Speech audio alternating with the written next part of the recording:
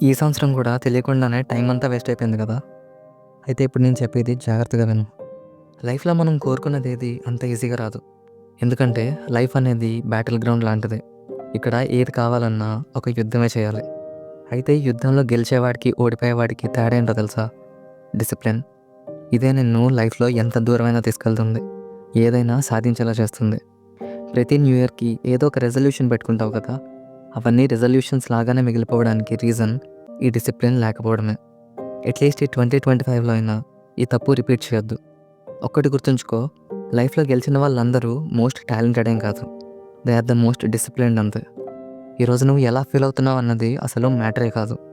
నువ్వు టైర్డ్ ఉన్నా, heart break అయినా, డిప్రెషన్‌లో ఉన్నా, కన్‌ఫ్యూజన్‌లో ఉన్నా జస్ట్ కీప్ వర్కింగ్. ఎందుకంటే at the end of the day అందరూ నీ రిజల్ట్‌నే చూస్తారు.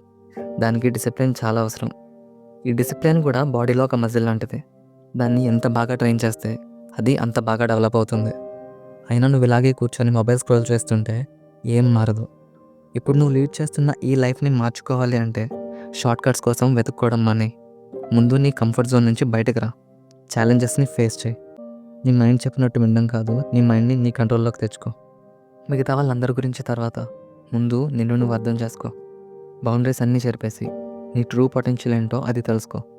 ఇక్కడ ఎవ్రీ లైఫ్‌లో వాడు బిజీగానే ఉన్నాడు. నిన్నెవ్వరూ పైకి తీసుకురారు. గెలిపించే ప్రయత్నం అంతకన్నా చేయరు. కాబట్టి నీ డెసిషన్స్ నువ్వే తీసుకో. నీ లైఫ్‌ని నీ కంట్రోల్‌లో పెట్టుకో. ఒక్కసారి నీ మైండ్‌ని నువ్వు కంట్రోల్ చేయగలిగితే నీ లైఫ్ నీకు నచ్చినట్లు మారుతుంది.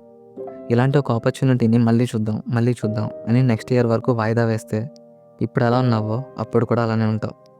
నీ లక్ష్యం ఏదైనా కానీ దాన్ని అచీవ్ చేయడానికి నీకు కావాల్సిందల్లా సెల్ఫ్ డిసిప్లిన్. ఇదే నిన్ను సక్సెస్‌కి దగ్గర చేస్తుంది. అయినా సరే ఇంకా మొబైల్ చూస్తూ ఉంటా, సోషల్ మీడియాలో టైం వేస్ట్ చేస్తా అంటే నిన్ను నువ్వు క్వశ్చన్ చేసుకో. నిజంగా నీ దగ్గర వేస్ట్ చేసేంత టైం ఉందా?